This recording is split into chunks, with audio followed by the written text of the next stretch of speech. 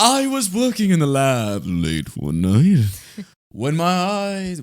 Ooh. Halloween is upon us. He was a mesh. He was a mash? He did the monster. He was man. a monster man. He was the monster man. Welcome back to Dress Down Day, folks. We are getting closer to Halloween, Leanna's. That's it. It's already All over at Hallows this point. Eve, All Hallows Eve. Is that a song? What are you going to be for Halloween this year? What are you going to be for Halloween? I'm Tell gonna me. be a Disney Jack Skellington. princess. Jack Skellington. I'm gonna be a witch. Have you noticed that? I'm kidding. I have no idea what I'm gonna be. Have you noticed that The Nightmare Before Christmas Yeah, I've heard. is of it. like everywhere now? Yes. Was that when I was growing up? I don't remember that movie being everywhere. What's the deal? It's having its. It's having a moment. It's having a moment. It's having its second Wind. life. Its second run. Are you okay? No, I'm not. I think I'm having a stroke. I'm like, it came out in like 90. I think it was 92. 93? Yes, represent And like 1992. our nieces and nephew love it, and like Ooh, 93. It's all over the place. It's on people's lawns.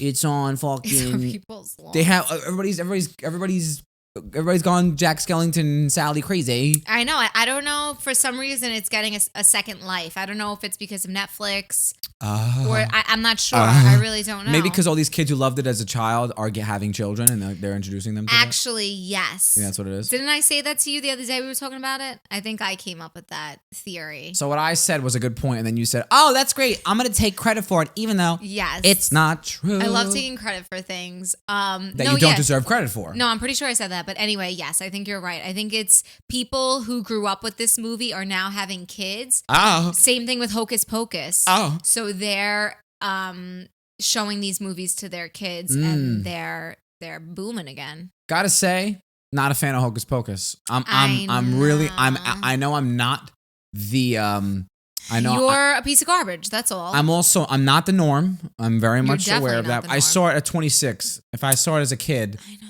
it would have made sense. It's so weird because Even though Billy Butcherson, aka Doug Jones, yes, the actor who played Billy Butcherson, is a fan of the show. Yes. Hey Doug, we love you. Hi Doug, we love you. Thank you for listening. But you know, I saw it a little bit too late. Although we did watch it with our nieces recently, and I took a nap in their playroom.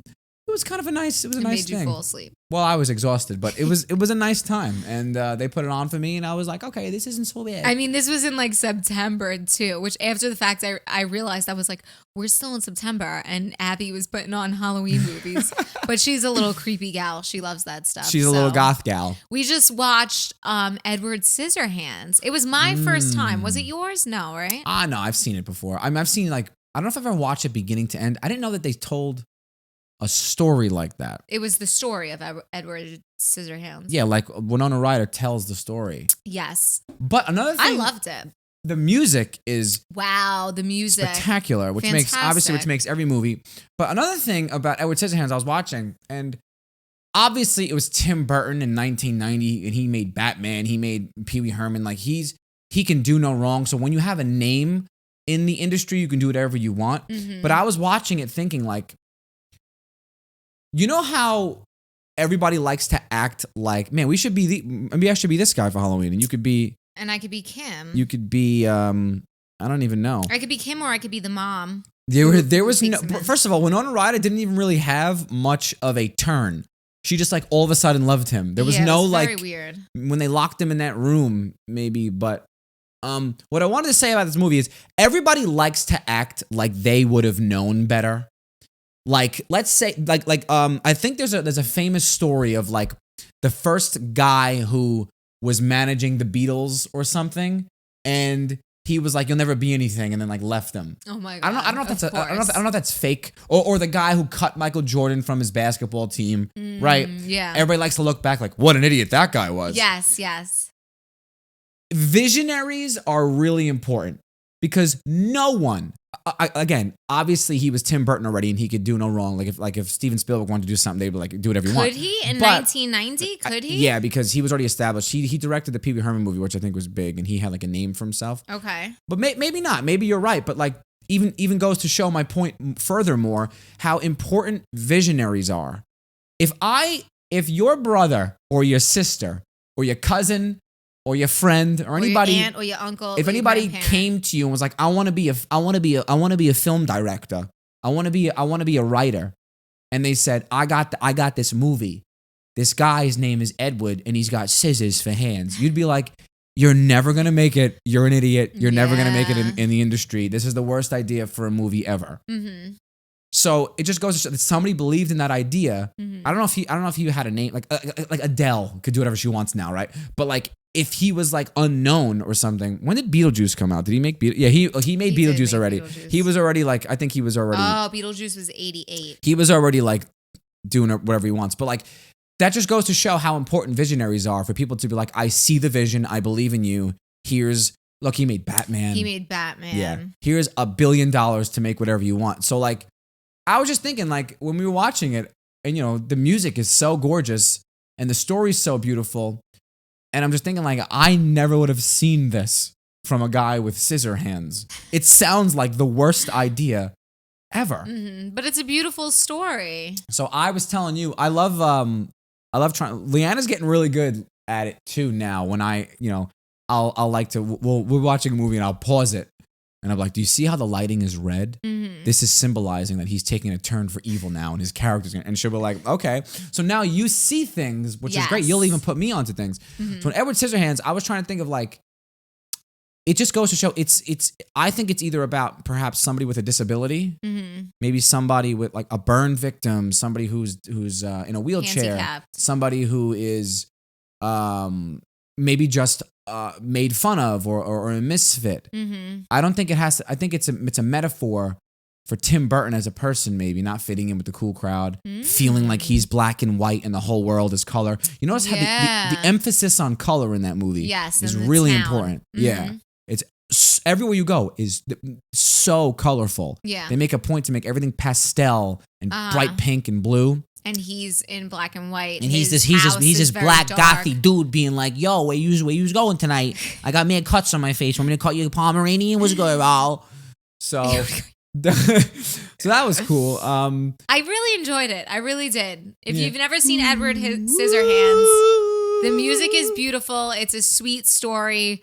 I feel so sad for Edward. But it's so nice that this woman takes him in and it's just, it's a great story. There's some great themes in it. Like with the dumb fucking woman who tried to have sex with him and then she turned it on being like, he harassed me. Yeah. Ugh. I know. Oh my God. It makes my fucking skin boil. Of course they do that. And think about the history of racism in this country. I was going to say, the worst of it all. We know it. Of course. We know the story. Horrible. I don't want to get into some dark shit. Stuff. But I was also thinking like, we were supposed to watch Halloween movies. We didn't do any of it. The month, I mean, just really got away from Goodbye. us. See you later. I've never seen Hocus Pocus. I've seen all the Disney stuff. I feel bad saying I didn't love Hocus Pocus now because when we watched it recently, I could see the magic for a young person, but for me, I saw it so late. Anyway, I'm sorry. It's very cute. I think if you watched it again, have you seen any? Have you like done a Michael Myers? Well, that's what I was gonna say. I've never seen any of that. I've never seen Michael Myers. I've never seen Freddy Krueger. I've never seen. You've never done a Freddy Krueger's too? The Pennywise guy. I've never seen any. I've never seen any of those, and I wanted to watch them this month, and the month just got away from me, and now I have no time left. Let's watch them tonight. Let's watch something tonight. All right, let's do it. I would love it. Also, what's the other guy with like the hockey mask? Jason. I've never seen Jason. Friday the 13th. I've seen like Saw and stuff, but that's not really Halloween. That's just like scary horror. It's brought its way to our lexicon of All Hallows. You go like a haunted house, like a school's putting on, or like your local gymnasium. They always got a jigsaw. Pennywise, yeah. Oh, I'm sorry, not Pennywise. Jigsaw is while he's rolling around. You want to play a game? Hey, honey, you want to play a game? Come here.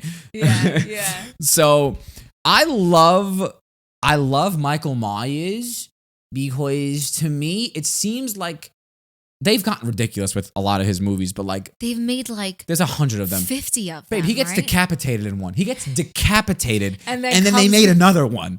So that's why, like, I have many friends who are obsessed with horror movies, but like, I just can't get into them because when you play, I'm like a killjoy, but like I'm so because I want to be a writer and I've written a movie. And I know that what a loser this kid thinks. I know. I'm not saying that I'm successful at it, but I've written a movie. But as someone who sat at that desk right there and struggled to like, I got to get these characters out of the situation, and I don't want it to be just an easy way out. You have to think of a real life, believable situation, something that would actually happen. Yeah, so you don't get lost. Like, you don't realize, oh, I'm in a movie theater watching this. Like I wanted it to be believable. And in horror movies, like they always take me out. I'm always like, oh God, I'm watching a movie. I agree. I don't like that because that's the same reason why like I can't really get into like Harry Potters. Harry Potter. Are you a Harry Potter gal? No. Have you seen them? I've seen a couple of them. You've Hufflepuffed it too? They're all right. They're not bad. I mean, I went along with the crowd back in the day when they were these big. Harry Potter was a big thing. I would maybe try and read the book, watch the movies, but you read the book? I tried. I don't think I ever actually finished. Same thing with like Godzilla. Like, I can't watch a movie where wait, is Godzilla a dinosaur or is that the ape? Which one's the big monkey? Is that Godzilla? I really don't know. King Kong's the ape. I can't watch those. Because it's like, okay, a giant ape isn't probably going to attack me one day in my city. So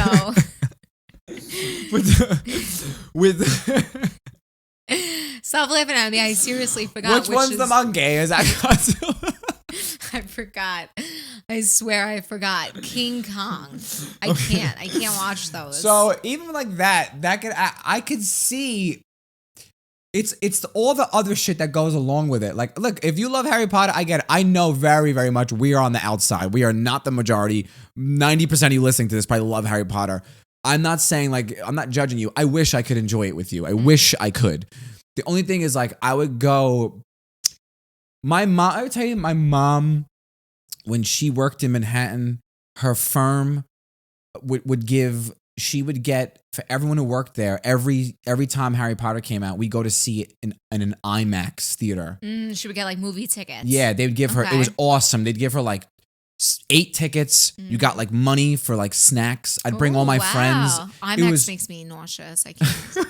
I can't do it. What doesn't make you nauseous? That's true. Everything makes me nauseous. So, I got to see Harry Potter the best way you could, and it always made me uncomfortable. First of all, it's so dark and like gloomy, not cozy. Yeah, I agree. You know what I'm trying to say? Mm-hmm. Like cold, rainy. When I think of fantasy, my vision is colorful, rainbows, and warm. butterflies. Yes. Yeah. And this fantasy with wizards and wizardry was like rainy London, and I don't ever want to be in rainy London. So that's why I off the bat I couldn't connect with those movies because like people are like, don't you want to go to Hogwarts? I'm like, no. Hogwarts. Don't you want to go to Hogwarts? Yeah. And I would be like, no, it looks like hell there. Yeah. If you don't love the movie, or like that's why Tim Burton's movies are so aesthetically pleasing because it's gorgeous. You want to be in that world. It's warm. It's colorful. Even when he does dark movies, you want to be in that world because he's so good. His cinematographer, whatever. He's good at making it comfortable. Cozy. Harry Potter makes me feel like I'm like commuting to the city at 4 a.m. Yeah. Like it's God, on a cold winter day. And I no one says that. No one agrees with me. And I just like, man, that's a me issue. And then also what Harry Potter is when there's no stakes. You understand? When there's no like threat, like Rocky he lost the first movie. Rocky loses. Like, great, thanks for telling me. I never saw it. You never saw it? Never saw Rocky. Now I know what happens. He loses in the first movie. Okay. No one saw that coming because it's like, wow, he could really be beaten by this guy. Mm-hmm. And it's like it's a normal real life thing. The stakes are high. In Harry Potter, it's like, I know he's going to beat Voldemort in the end, and how is he going to do it? Why am I threatened by Voldemort? Oh my God, Harry's spells aren't working against Voldemort. And then all of a sudden at the end, he's like, oh, Harry, do your super secret spell. Okay, the super secret spell that I forgot I had the whole movie. And then he kills Voldemort. There's like nothing happens. There's nothing's at stake. Mm-hmm. When you defy the laws of physics and you can make things fly and float, there's just no plot line. It's like anything can happen. I get it. I get what you're saying. Where to me, it's like, that's why I hate Superman. This guy can do there's nothing Superman can't do. Yeah. And then you watch the Avengers. That's why we can't get into like superhero movies. There's nothing at stake. I mean, I agree. I don't watch any of those movies because I can't either. I totally agree. I just want someone to fucking agree with me, and no one does. I agree with you. I absolutely agree with you. You're my property. You do as I say. Oh my God. When I say jump, you say how high, honey. I do see why people like it though, because it's a nice. It does take you out of real life and use your imagination, and that can be nice. Yeah, I guess I have an issue. Whenever I was a kid and I would dream when I was going to sleep, like I'd imagine winning the lottery, I would think of like the IRS auditing me. I wouldn't think of like the good stuff. I would think of like the real life complications that would come with that. Okay. Interesting. So I have issues is all I'm saying. Okay. I'm not, if you can enjoy Harry Potter, I'm not denying that. I'm jealous he is. Oh God. There's a ghost in here. There's a ghost in here. My signed Brandon Flowers Killers CD just fell. Another thing is like Larry David. Remember? I wanted you to say that. Yeah, yes, the famous. I always like. There's a scene in Curb Your Enthusiasm when Larry's always like angry, and they're at the beach, and he's just sitting there, and his wife is like, "Come on, look at the ocean. You don't think that that's beautiful? What does that make you feel?" He goes, I feel frustrated that I'm not getting what everybody else is getting out of this. I'm like, oh my God, that is me with Marvel movies. That is me with every fucking Netflix series everyone's able to get into. Game of Thrones. All that stuff. Game of Thrones. Do you remember how many times we tried to watch that? I know. We watched the first 2 episodes like 6 times. We really wanted to be in with the crew. All my friends, bro, it's awesome. You got to watch it. I promise you, just get through it. Just get through the first episode. It's awesome. And I was like, I don't know what the fuck these guys are saying. How can you enjoy something that you need a dictionary for? I was at a party at my brother's house and his friend was there and we were talking about Game of Thrones and I was telling everybody my issues and he was like, no, it's great. I'm like, tell the truth. You know what the episode was about? He goes, well, sometimes I have to Google it. And I'm like, how the fuck? No, what? I can't. It's like being back in school. I have to like watch something and then I find out what it's about. I also feel dumb. Because everyone else is like, yo, did you see that episode when he was like, he's going to kill the king? And then I go back and he's like, doth brethren, sunset is nigh. And I'm like, and then he's like, oh, he said he's going to kill the king. I'm like, wait, should I rewind? When did he say that? I don't know what the fuck doth brethren is nigh means. I missed that part. So that's my problem with those fucking things. I would love to be able to enjoy these things. I agree. It's really hard for me to, sorry. You're really good though. You can watch anything. Yeah, for the most part, I can. Anything you suggest, I'm always just like, yeah, sure, why not? But I mean, it's also the suggestions that you're giving. You don't give like a Spider-Man or stuff like that, because otherwise, I really don't know if I would be in. Like if you said let's watch the Avengers, I don't know if I could say yes to that. I would try. I'm always willing to try. You're not willing to try, really. It's tough for me to. It's really hard for me. I saw the first Avengers in the theaters, and the whole time I was like, "This is such a waste." It's all just CGI explosions for 2 hours. There's nothing happening. Where's the story? Yeah. Where's the character development? There's none of that. Some of the Spider-Mans are cute. I like the Tobey Maguire ones. And when you give laws of the universe, those movies can work. Mm-hmm. Like, okay, he has this power. He can lift things, but he's not invincible. Yeah. He can have a real threat.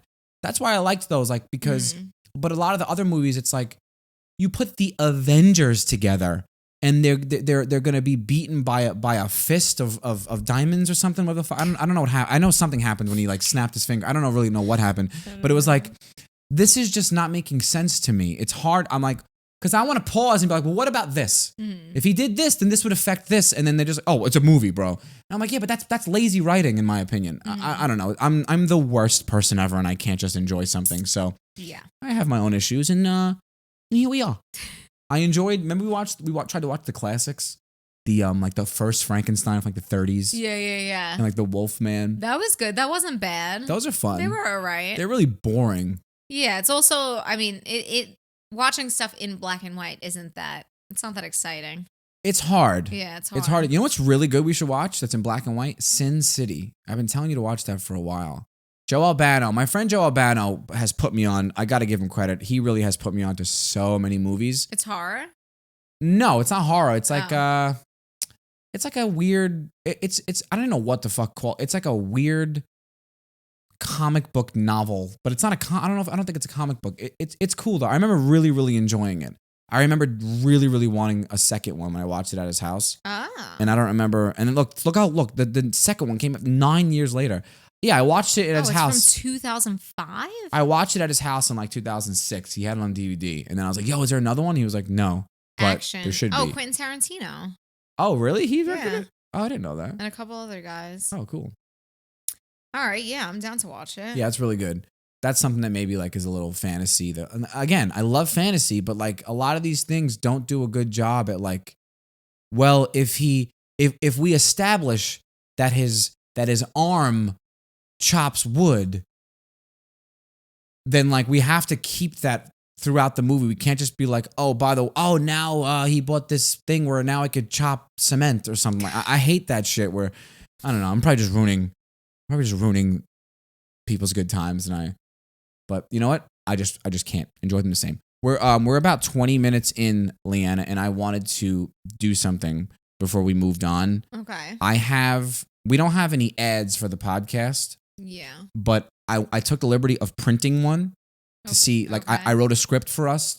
So we don't have any ads. This is what it would sound like if you were an ad on Dress Down Day. This would be us promoting your product. I took the liberty of a company we often would use, and this is what it would sound like if we were doing an ad for their company. Okay. Are you ready? Yeah, I'm ready. I'm gonna do mine like a old like one of those New York commercials we would hear like going to school in the morning. All right. In the morning. You just play it straight. Okay. Hey, honey, what do you got over there? Oh, it's my morning coffee. Oh, nice. Are you enjoying it? Yeah, it's the only thing that gets me through this dark, painful life. Oh, that's great. Well, listen, have you ever wondered what would it be like to not enjoy your morning coffee?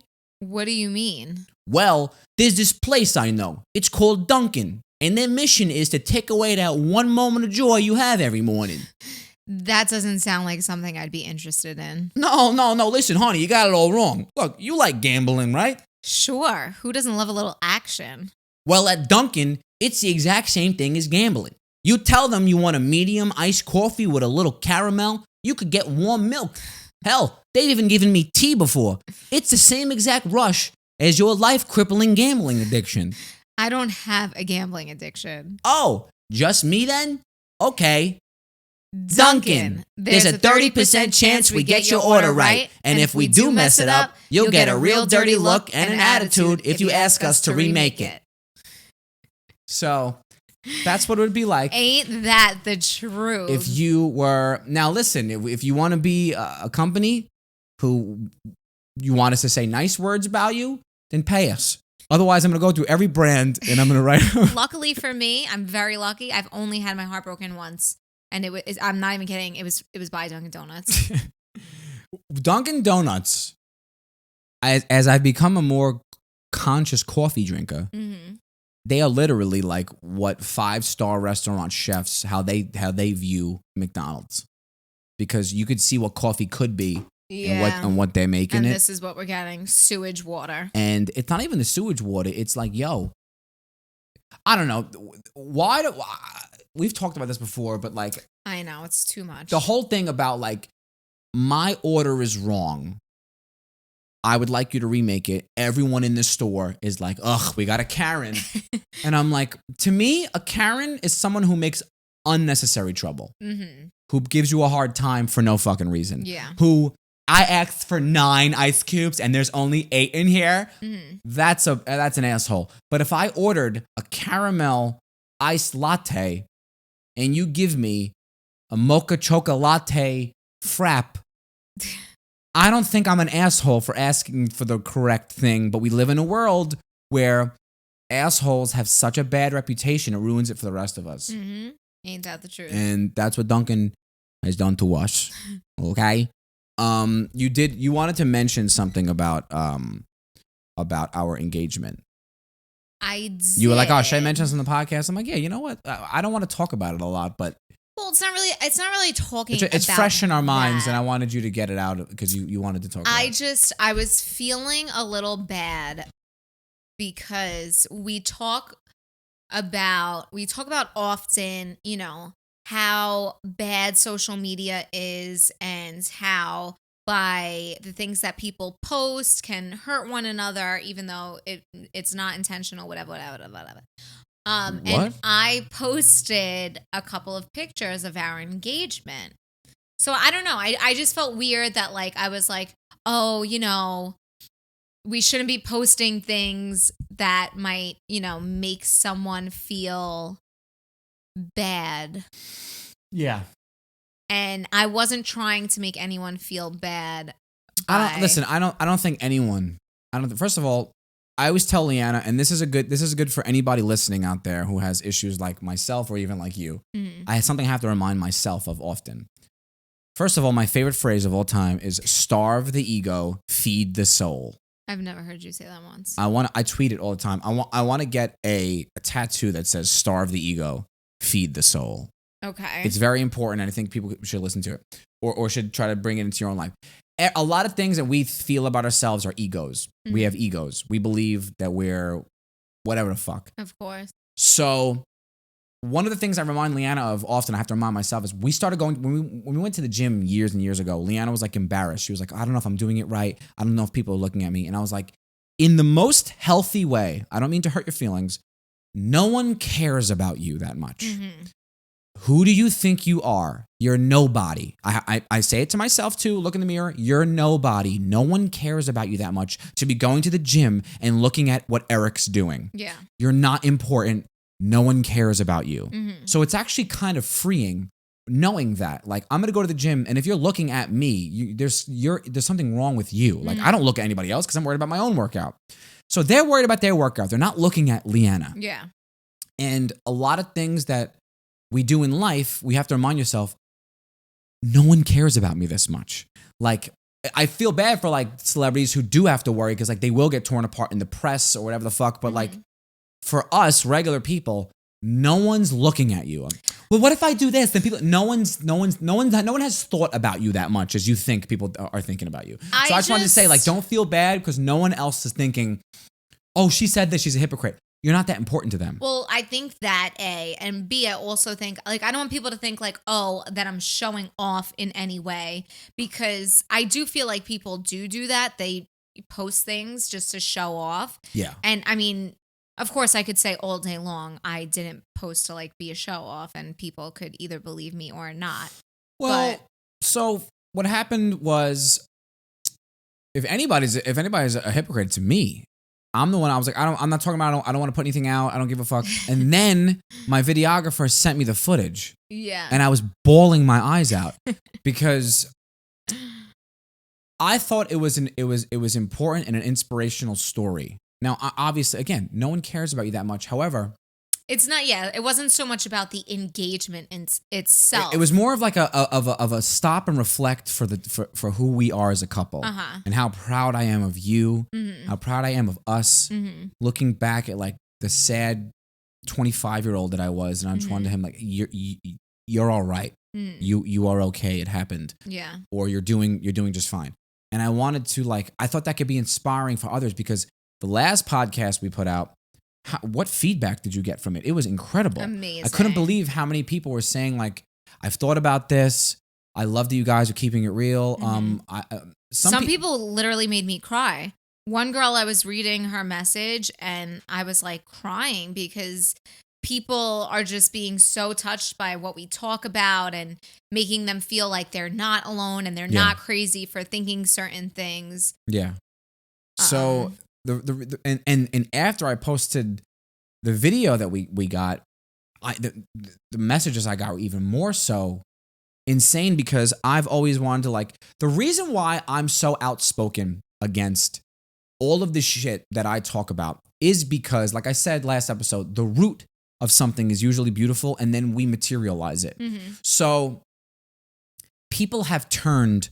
So being in love mm-hmm. is a form of success, right? Would you agree? Yeah. People So, okay, just like, go ahead. It is. It like absolutely is, but it also isn't. Because people could be extremely successful without finding someone to love. Of course, 100%. But like what we do in life is what they ask you, are you married? Do you have kids? And what do you do? Yeah. What's like important? So in the same way that like a girl or a guy could have a fucking really expensive watch, but he's in credit card debt, and a girl has Louboutins that she posts on Instagram, but she has credit card debt, or she can't really afford that lifestyle that Kim Kardashian has. It's the same thing as like, I feel people see love being like a thing to possess, a braggy story. Yeah, I was going to say that, thing to brag about. A thing to brag about. So they don't actually find real, true love. They find anyone, and then they just post the cliches to make people look how happy I am. Yes. See, I'm so happy because I have the Louis bag, I have the Mercedes, I have the Prince Charming. I'm perfect. I have everything. And what I was doing in that moment was being like, this is what you need. You need someone who is obsessed with you. Like, I'm never going to act that way because we're supposed to be fun for people. I want people to enjoy this and question things, but like I'm obsessed with Leanna. Yeah. I am obsessed with you. And you're obsessed with me. I'm like, yeah. And you're obsessed with me. Yeah. And not in like a disgust, like, oh God, these two make me sick, but in terms of like your anchor of your life, like when you know what actual love is, it's sad to see others parading something else as that and using it as like a weapon to put in front of people's faces and say, look how perfect my man is. Look how perfect my life is. They weaponize these things that are like at the core really sacred, and I'm like insulted by it. It's like it's almost like using, I don't know, the sacrament of communion or something as like, that's why like I make fun of communions, because it's like this is a child, like in the Catholic Church, it's like a big deal, and you're making it just like, you don't even go to church. You and your family don't go to church. You don't pray. You don't do anything. And then like this kid has a diamond cross around his neck. It's just to have a party. Really. It was, and it's like you're ruining something sacred. So when I see people on Instagram like using like Shakespeare words, it's just like, you guys are like fucking crazy. Like find the real thing first. So what if it takes you 10 years? Find the real thing. And I'm not bragging, being like, look how much better we are than you. It's just like people who are listening will get it and they'll know what I'm talking about.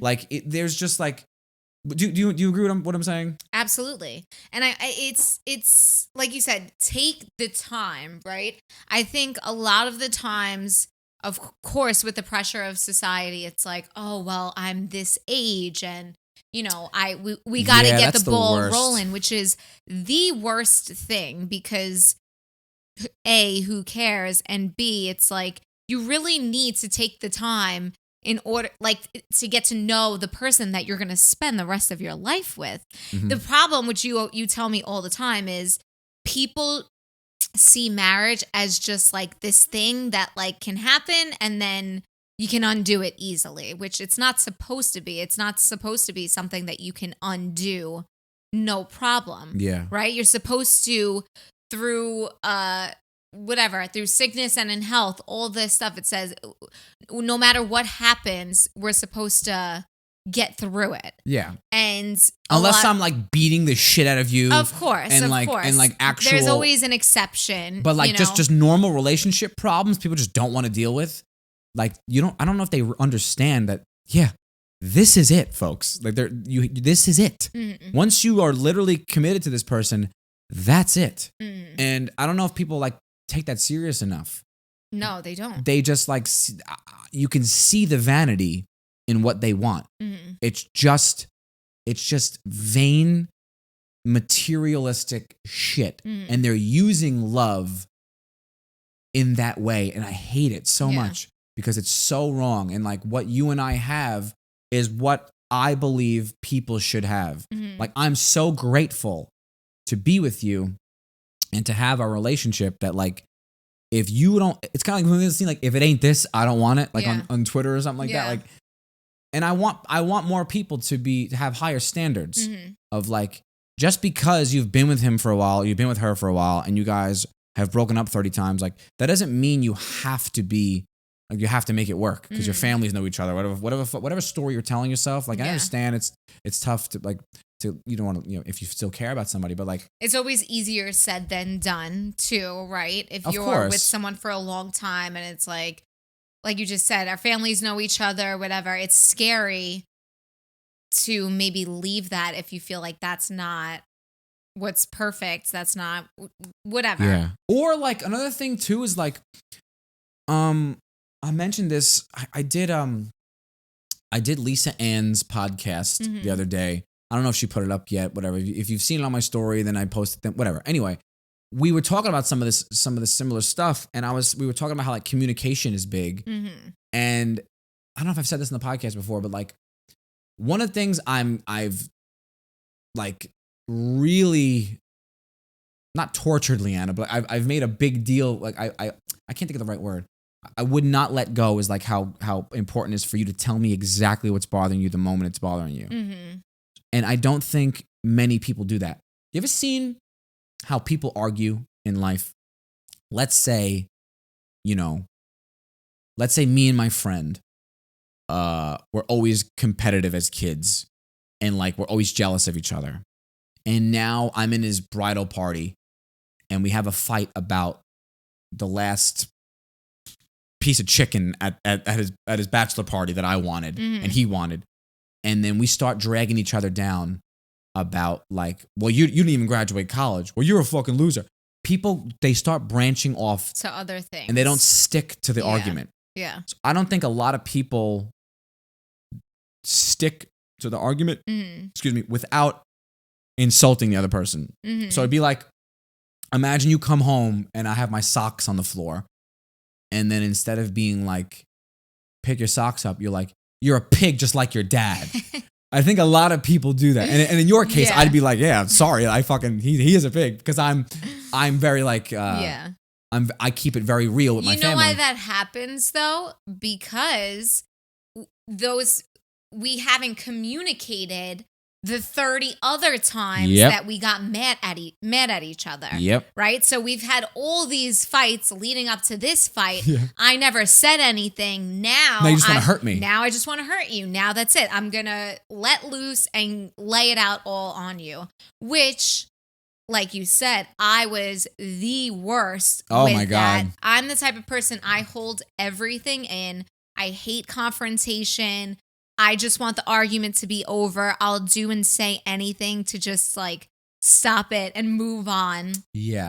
Which isn't healthy. It's not healthy at all for that reason. Because then eventually you're just going to break down and it'll be worse than it might have been if you let it all out before. And you don't realize that you don't realize how much angrier it's making you. Oh, of course. The resentment it's building. To where there was a time when if I was like, I'm really annoying. I'm annoying, but I'm really like, I don't know what the word is. I'm like too in tune with your feelings. I'm way too in tune with my feelings, and I'm way too hard on my family. Okay. Like, so if they say anything, I'm not the person who sticks up for their family. If they're right. Whoever's right and wrong, I will stick up for. Like, if I believe you're in the right, I will stick up for you. Okay. If you're my family, if you're not my family. So, like, if my brother was just, like, rude to someone and he was just rude, I'm going to be like, yeah, he's a fucking asshole. I'm not going to be like, well, that's my brother. Don't talk about him that way. Of course. Because that's sick and that doesn't do anything. So, there was a time when we were living on, that's why we had to get out of Staten Island, where, like, Leanna is not that hard on her family. So I would say, like, why is it so hard? I'm saying it about my brother, but you would take it as like an insult. Like I hate your family. Yeah. And I'm like, you're not understanding. Like, I'm just calling out the action. And I think a lot of people definitely are like they make it about my family versus your family. That's a big thing in marriages, I think. And I don't want that ever to happen to us. So ever since we moved, really, it's been incredible. I don't think that you misinterpret anything that I've ever said to be like putting your family down. I was like, not putting anyone down. I'm like, this needed to happen. Your mom did it instead. That's all I'm saying. Like, and I mean, depending on what it is too, you're so good with your words. You can tell me, like you said, exactly what it is that's bothering you. Whereas some people aren't able to do that. Absolutely. And say whatever, like you said with the sock, it's like, I'm not even going to yell at you about the sock, which is what is bothering me. I'm going to say you're an asshole, just like your father or whatever it is. And because we've had not really arguments, but you've definitely made me, and I used to get so emotional. I used to take it as if you were being that way, right? Yeah, like abusive. This isn't, you've never called my mom a bitch, but say you're like, your mom is a bitch versus saying, well, she did this that maybe upset me. Exactly. I would take it as if you were saying your mom is just a bitch. Yes. Now I'm able to like break it down and understand and actually listen to what you're saying and not take it as this like attack. Yes. And that took a while. Because I've been like that with my family from like day one. And you're, again, not to give you so much credit, but you're someone who's really good with your words and your feelings, whereas I feel like most people aren't. So say take two of me in a relationship, that's going to be really bad, and the issues are never going to get solved. I know. It's really sad, man. And it's sad when I see like other couples and people's parents, like you could just tell there's a tension and no one's addressing it. That's so weird to me. Yeah. Like I gotta give my brother Brian credit, man, because when we were younger kids, like maybe people perceived it as like him being rude, but like all the cards were always on the table. And sometimes he can go far and like hurt people's feelings. But like when I was younger, I would remember like if someone did something, we talked about it. We'd get down to the issue. It wasn't, you're just being an asshole. Well, what does that mean? Because people, I think, are also afraid. They're too embarrassed to say you hurt me. Of course. Or you embarrassed me. Or whatever. And I think like that's pride. That's ego. That's the wrong shit. Like who cares? Yeah, you hurt. Who the fuck doesn't get their feelings hurt? Like, I don't know. And if not addressing it right away, I might have said this already, but it's like you're digging that hole deeper and deeper, and it's going to make it harder for you to repair that relationship. Yeah. Whereas if you just said something originally, okay, we squashed it, we can happily move on, versus I have all this built up anger towards you. I don't know if I could ever get rid of it. 100%. I was telling you that. I'm like, when we like years ago, I'm like, you're going to start hating me. Yeah. You're going to start resenting me because you're not understanding where I'm coming from. It just seems like I'm attacking you, and I'm like, I'm not trying to attack you. I'm trying to look at the situation of like what happened, and there's no way people aren't. I started writing this joke that I never actually got around, but because I never actually perfected it. But it was like Italians, they say, don't ever go against the family. And I'm like, I always go against my family. My dad puts the air conditioning on 79. I go against the family. So like, I think that's a toxic mentality. Listen, obviously you do anything for your family. You do anything. When your family, if your aunt calls you at 2 a.m. and she's sick, you fucking run. Of course you love your family. But I think you should extend that to the people in your life as well. I don't put my family above my friends just because they're my family. In certain things, obviously you do, with like a priority for a party or whatever. You guys know the situations. But like, I don't like that hashtag family first. Always like rub me the wrong way, because it's kind of like I don't always agree with that. Like obviously, if it's my goddaughter's birthday party and I have a stand-up gig someone asked me to do, it's like, it's my goddaughter's birthday. Yeah. In that case, family like, first makes sense. If I mean, and this is the extreme. Okay, my brother murders my best friend. I'm going to stick by my brother? No, of course some people not. would say yes. Well, they're stupid. And that's kind of like the world we live in. Like, so a lot of people are calling Brian Laundrie's parents pieces of shit, right? Yeah. Do you think most people would turn in their son? That's a good question. I don't know. And I don't even know the answer to that. I know. So like my mom has told us my whole life, if you killed someone, I would turn you in. I remember me and my brothers being like, what the fuck, lady? And like, I think she was right. Cause it's like, look, your mom's morals are unlike anyone else's too. But like, it's also like, imagine, like I always say, like, imagine I killed Leanna. Imagine I was Brian. I killed Leanna. I killed you. And my mom is like, sorry, Gina. Yeah. And this is on you. Like, wouldn't she be an evil psychopath to say something like that? Like, so I think like it's really important to. That's another reason why I really wanted to marry you, because I felt like we got over all that shit that we used to have, and it was like a good time. And I don't know if people really any humps we had. Nobody cares to put that work in. Yeah. And you see the resentment, you see the passive aggressive relationships, you see the distance. And like, I'm not saying guys shouldn't, have guy time and girls shouldn't. You could do it. You want to go away with your friends, go to fucking Vegas and do your thing. Go get drinks with the gals. But for the most part, like, I don't really want to be away from you ever. Never. And these guys, I hate it. Like, oh God, I gotta get away from. And maybe we're just young. I've never felt that way. But you see that a lot. Like, oh God, thank God she's gone. I know. Thank God he's gone. Wrong with us? No, I think we're just young. Honestly, I'm not gonna judge anybody who's been married for 30 years. Oh, Anybody's been married for 30 years, like guys, they'll laugh at us and be like, "You just wait, kids." Yeah. So I do. I'm not saying, but I don't know.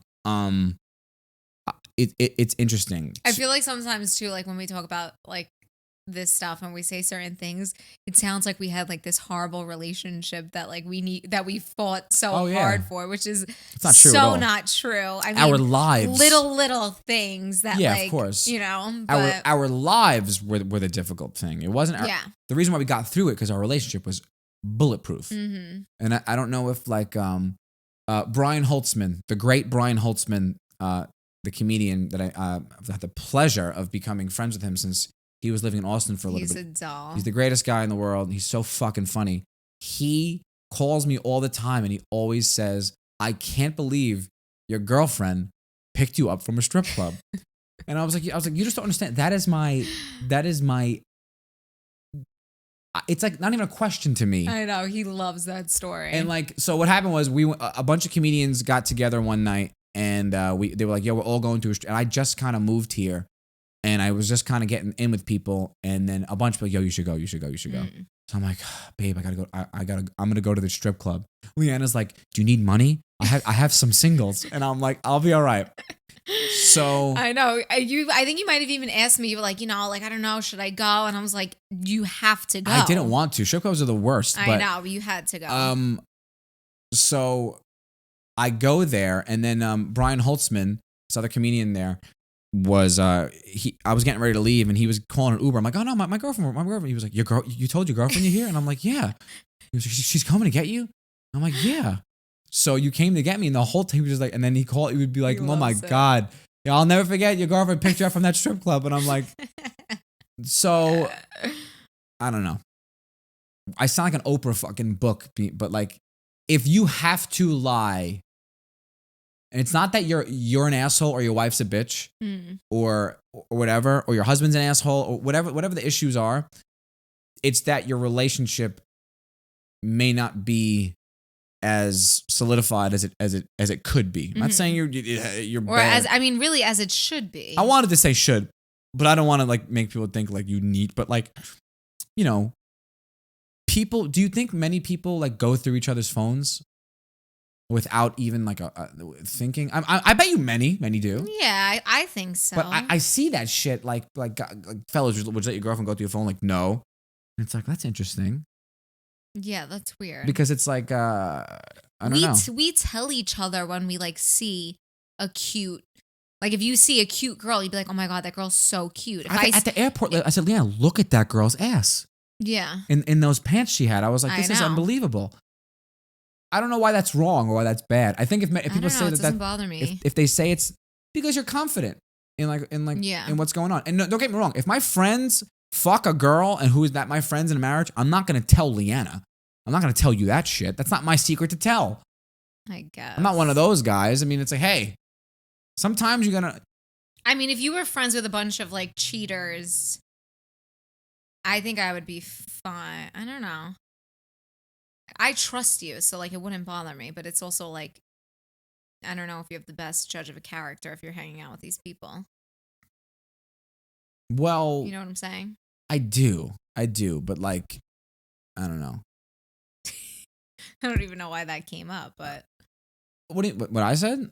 Because when you say you tell your wife, your girlfriend, everything, people are always just like, a lot of people are probably like, ugh, what a fucking loser, and I get that. Yeah. Because sometimes you don't need to tell your wife fucking everything. Yeah. Like don't get me wrong, like just even like secrets or a surprise, like you fucking told her. I wanted to tell her or something like that. Mm-hmm. It doesn't, and don't get me wrong, like I know when that's appropriate. Yeah. But I don't know. I just wanted to say that for you because you were saying stuff to me before, and I was like, you know what? It would be important to, check yourself if you thought like you're being a hypocrite, Mm-hmm. or just explain like where we're coming from. I thought it could be inspiring for others. Yeah, it's more so the story, right? Like I didn't tell the story. I had a silly little caption, but like you told the story in your caption of like, this isn't just an engagement. This is how far we've come and we've stood by each other through everything. The thing that made me so emotional is it was, for me especially, I find it very difficult to stop and smell the roses because I'm so worried about my career. And I think like everyone has. Everybody had everybody. Mm-hmm. And that moment was me just taking it like. Yeah. Yeah. It was like kind of getting to the top of a mountain. And even though there's a bigger mountain ahead of you, you look back like, wow, I'm halfway up this fucking mountain. Yeah. It was really, really, really nice. And I tell Leanna all the time, like, I'm not joking. Like, I can't imagine. Imagine how would I have survived in Los Angeles without you? Without your cooking, without your shoulder to cry on, without, someone telling me you can do this, or, you know what I mean? Like, and I didn't want to get gushy or whatever on the last episode because gushy mushy. I was just like, nobody. I feel like no one wants to hear that shit. But this stuff I think is important because nobody wants to hear us suck each other's assholes for an hour. But I think and even still, so many people were like, no, like keep posting, keep talking about it. Like people love it, but like you said, we don't want to be like sucking each other's assholes. Like you just said the whole time. So that's like, I don't know. I just thought I wanted to explain that to people. I could have told the story better. I was just so every I was podcast, so insecure about being an asshole. I know. And like being like, look at me, look how nice it was. So I like know. every podcast, what? I don't do a good job explaining myself. No. After every podcast, and then we go back and listen, it's always like, oh, I wish I would have said that. Oh, I wish I would have said this every single time. So it's like, we're gonna forget. We're gonna feel insecure about saying something, so we might not say it. Or we're just gonna forget sometimes. But so I don't know. I think people liked the story, and I'm glad you brought it up because I was feeling a little insecure about posting it because I didn't want anyone to feel bad or feel like I was showing off or I don't know, not practicing what I preach. Yeah, but I think what Matt always reminds me of is like, he's like, yo, the fact that you actually said that to another human being shows that you're healthily aware of it. Mm. Even the fact, like, just the fact, like, you're like, oh man, is this like cringy to post? Am I just the fact that you're even aware of it, I think is a good start. And like for us, I don't want to sound like an asshole, but it is a serious accomplishment from where we came from. And don't get me wrong. Well, everybody came from. No, babe, that's just not true. A lot of people that we know, this is going to sound so douchey, but getting engaged to me is not that big of an accomplishment. No. Because anyone can do it whenever they want. Like I was saying, it was like everything that you wrote in your caption. It's not the engagement that's the accomplishment. It's the journey that got us here. So to this point in our relationship, but also this point in our lives and your career. It's not, I don't think it sounds douchey. No, I'm saying like I was so proud of that accomplishment. And like other people, I think, and again, do whatever makes you happy, but just be aware of like, Leanna's, thank God I remember this. Leanna our dream would be to get married in California. Yeah. That was our dream. We lived there. I want to live there for the rest of my life. I'm madly in love with California. But I'm so outspoken about making people spend a lot of money on your wedding. I just think it's so wrong. We can't do it. It's wrong to be like, hey, I'm getting married. Hope you got $5,000. I just think it's rude.